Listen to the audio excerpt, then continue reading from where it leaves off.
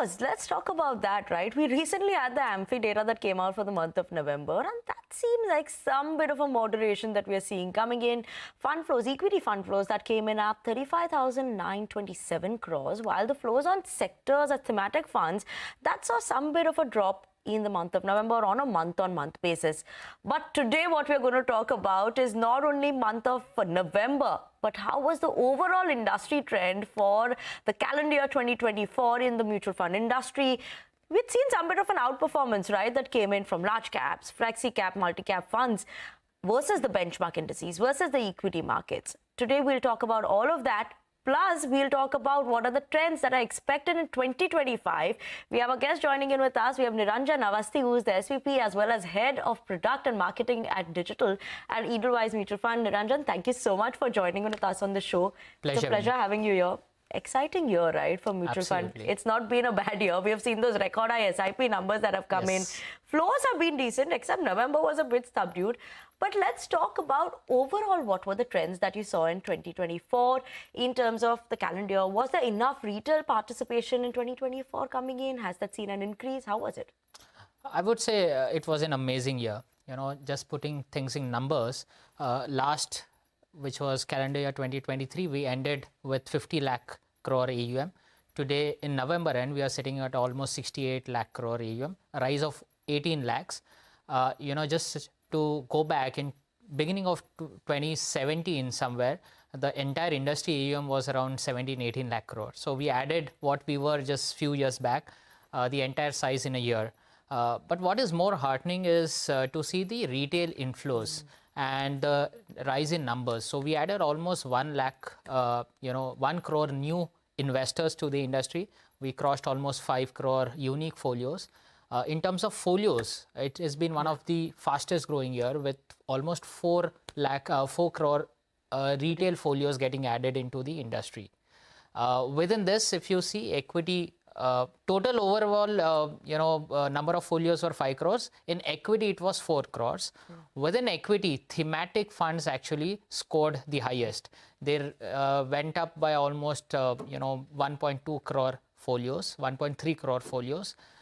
Passives was again, kind of dark horse. Passive number of folios went up from almost 2 crores to almost 3 crores, which was a huge number. And within that, I think so index funds where people have started investing in, lock, stock and barrel, index funds saw a rise of almost 90% in terms of folio count. So overall, I think so it's been a great year. Retail investors continue to show confidence in equity funds specifically. At the same time, on the debt side, I think so the number of folios have come down while the overall flows have stabilized, of course, because of the taxation change. But equity, surely that has been an exciting space, and equity fund, like you're mentioning, is also, that is an improvement in terms of folio numbers right now we're mentioning also. It's a very good participation that we're seeing. What I want to understand is which fund categories do you think that outperformed in calendar year 2024? Right. And what were the factors that actually contributed to their success? When you talk about even a thematic fund, or what was it that led to this strong performance that we saw in this outperformance in some of the categories? Right. So when we talk about diversified funds based on market cap, mid caps definitely scored the highest. They outperformed all other funds. So large cap on the other side, calendar year till November or till date, if you see, they clocked almost around 18-19% returns, whereas mid cap and small cap has clocked almost 37-38% returns. So definitely mid caps have done much better compared to any other categories. Mid cap, for that matter, it's been straight 5th calendar year where they have outperformed large cap funds. Fifth year that they've outperformed large cap funds. And that's the reason we have seen the meteoric rise in mid cap funds and small cap funds in terms of folios and AUM. So they continue to outperform. That has been one reason. The reason for mid cap outperforming is, of course, the earnings growth. If you see last couple of years, the earnings growth in mid cap and small cap have been broadly faster than large cap. And generally, we have seen when markets are bullish, economy is doing well, mid caps and small cap tend to outperform. Even in the expected earnings growth over the next 2 years, mid caps and small caps, the expectation will be growing at least twice the rate of what the large caps would. Within thematic, if you see, themes like, IT, technology continues to do well. On the laggard side, I think so consumption sector has not done well. MNC funds hasn't done well. So there have been, like always, dichotomy between which sectors would outperform, which wouldn't outperform. They have been, on both the sides. Absolutely. There's always two sides to a Yes. story, and two sides. There are two wheels always running a cycle as well. Absolutely. So yes, we have to see some going up and some going down, but consumption surely was nothing exciting this year, at least coming in on that front. Yeah. Market volatility was also there. There was good enough volatility. We had a lot of events that we were Yes. watching out for. But how does market volatility influence this behavior that you have of an investor? And how did that impact them in calendar year 2024? Any specific trends that you noticed on that front? Right. So volatility has been there, but it's not been a meaningful volatility because one is standard deviation, but for what matters to investor is drawdowns. If you see, since COVID, we haven't had a year with huge drawdown. When I say huge drawdown, it is basically more than 30%. So it was only in COVID year 2020 we saw that. In 2022, there was a bit of drawdown of almost 15-20%. But barring that, over the last 4 years, the max drawdown we have seen is just around 10-12%. Even this year, the recent fall, people say it's a correction, but it was just 10-12%. It is not a meaningful correction. Usually we have seen when a correction of almost 10-12% occurs, people who are waiting on the sideline tend to jump into the market and buy more units, whether it is equities or direct equities or through mutual funds. They tend to invest more to average out their purchases, and that's what we have seen.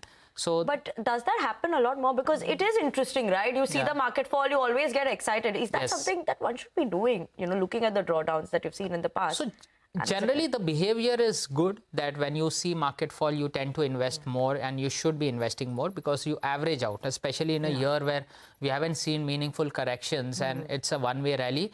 Every correction gives you an opportunity to reduce your overall cost, and that's where rupee cost averaging works. So it is good.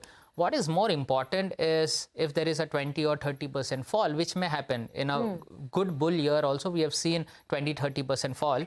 You should not be scared. You should not be afraid of putting money even during those periods.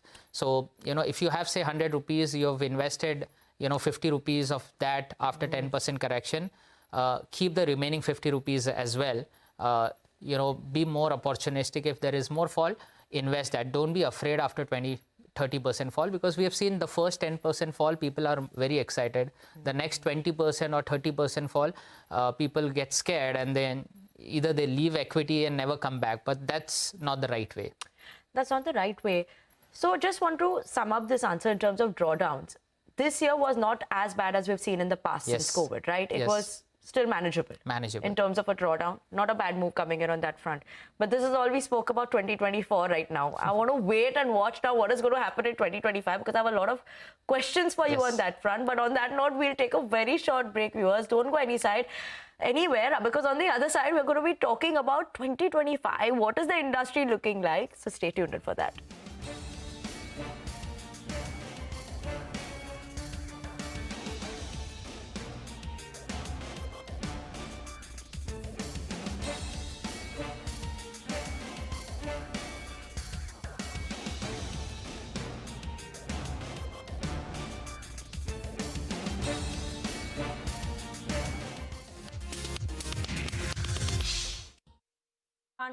Now he's going to talk to us about what are we expecting in 2025 in the industry. I'm all geared up for that. Niranjan, 2024, you said, okay, fine, index funds did well. Thematic funds, we talked about that as well. So let's start by actually talking about just the basics. What are we expecting in terms of a trend for the calendar year 2025? What are we watching out for? Right. So last 2 years, 3 years, we have seen mid-cap, small-cap, thematic funds doing well in terms of flows and investors flocking into these categories. I think so this year, because markets may narrow down, the law of averages would play out. Specifically when markets narrow down, return environment is moderate, you would see people coming back into the dal chawal funds, like whether it is diversified funds, multi-cap, flexi-cap funds, or even large-cap funds for that matter. We may see investors getting their portfolio shifted or tilted towards these. At least a newer allocation may come here. On the other side, people who are less in terms of risk-taking capacity, hybrid funds or balanced advantage funds, which people have kind of forgotten after 2016-17, may also see some sunshine, and people may allocate more money towards these funds as well. Okay, so enough with biryanis, enough with eating outside food. Go home and eat dal chawal. That's going to be the trend that we're watching out for in 2025. I want to talk about an interesting one that, what also not a lot of people talk about is passive investment. I want to see, will passive investment like ETFs, index funds, continue to gain that traction? Index funds, you said that has picked up some pace, right? So is that something that will continue in 2025 without a doubt, and that would be something like an outperformer that could be possible? So it will continue, but it may not come at the cost of active funds, because at the beginning we saw one trend which we have seen is calendar year 2024, all categories except small cap has outperformed their benchmarks. So there is a good alpha to be made within active funds as well.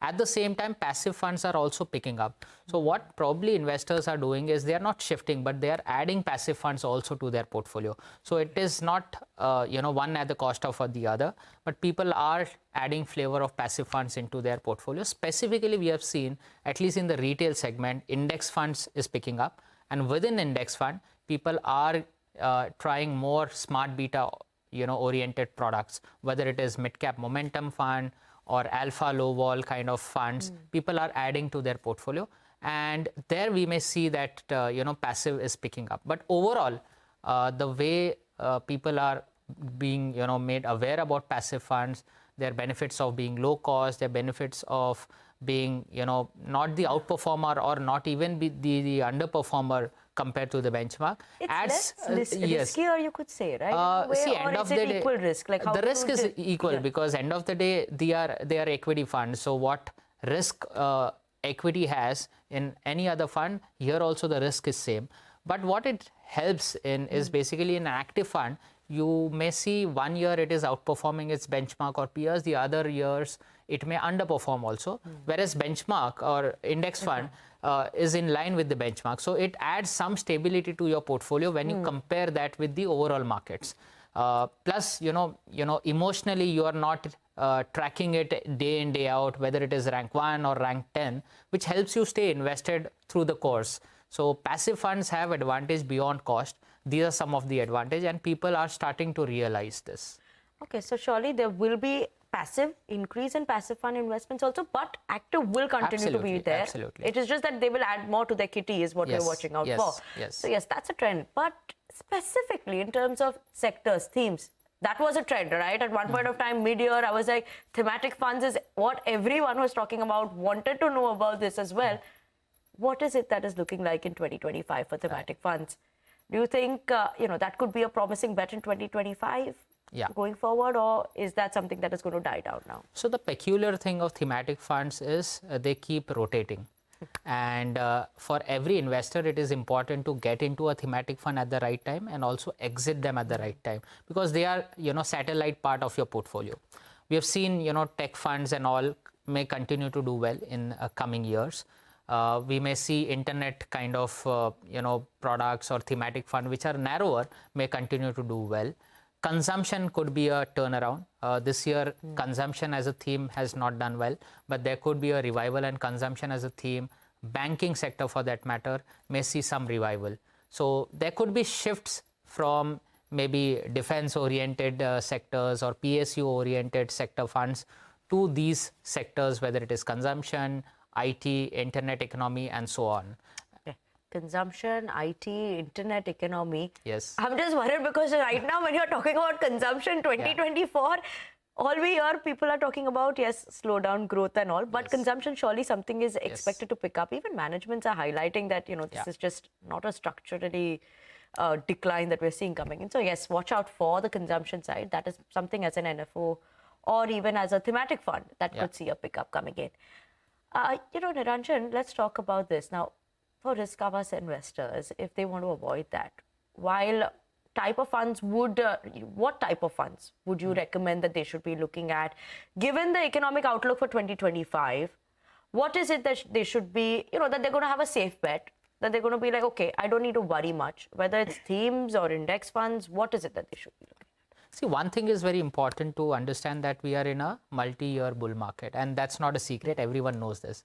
Now, but risk-averse investors could be in the dilemma that they want to participate in equity, but at a lower risk. Yeah. I can't think of any other category than balanced advantage fund for such investors, because what it does beautifully is, when markets are doing well, they will enable you to participate in that rally. At the same time, if there are any correction or drawdowns, they reduce your volatility, they reduce drawdowns in your portfolio. So balanced advantage fund continues to be the best choice for investors who are looking to invest in market but are risk averse.